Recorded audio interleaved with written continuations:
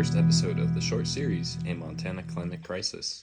I am your host, Tyler Brett, and this short 2-episode series will follow me explaining how my backyard in Montana has changed since I was a kid. If you grew up in Montana, then you probably remember the summer of 2017. Fires were rampant and everywhere, causing mass destruction, especially the Lolo Peak fire. I grew up at the base of a mountain in Florence, and it didn't take long for us to be evacuated. This is one of the scariest moments of my life. Through many prayers and wishes from friends, the house survived and so did our land. About a 10-minute walk away from our house, 5 from my grandma's, was a fire line created to start a backburn in order to stop the main fire from reaching our homes. All was good in the end, luckily, and it sparked my interest about why fire seasons were getting so bad. As I grew up, I became curious about the climate. My family were all pretty strong climate deniers, saying common quotes such as, "It's just a natural cycle," and things like that. But once I started to look into it, I began to realize that maybe fires have gotten worse because the weather is changing. Looking back at my childhood, the hottest days in Montana would be around the mid to upper 90s. Now we get those temperatures as normal highs for weeks on end. The pieces all fell into place and everything clicked. 2017 was such a bad fire year, partially thanks to climate change.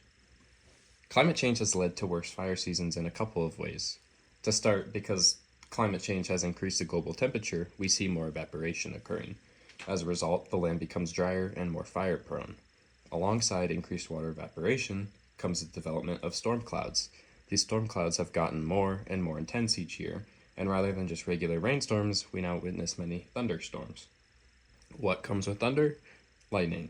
And more lightning means more strikes, which means more fires. 2017 was so bad because that year had light snowfall and early warm temperatures, so the snow melted very quickly in the early spring. As a result, the plants went through their life cycle earlier than normal, leaving a dry landscape sooner than what regularly would happen. Along with this, we saw extreme high temperatures during the summer, increased drought, and more thunderstorms than the average summer would have. So the takeaway from this episode should be that for all you climate change deniers, don't simply look at the temperature increase and say it's a natural process. Instead, look at the facts and what has changed in your environment over the years. Are your summers drier? Are there more fires and smoke? What about your waters? Are they getting lower and lower each year? These are all linked to climate change, and it's important to understand how climate is affecting the daily activities so many Montanans and outdoors lovers do, such as fishing, hiking, and taking in the fresh, smoke-free air.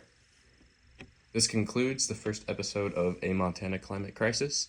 I am your host, Tyler Brett, signing off.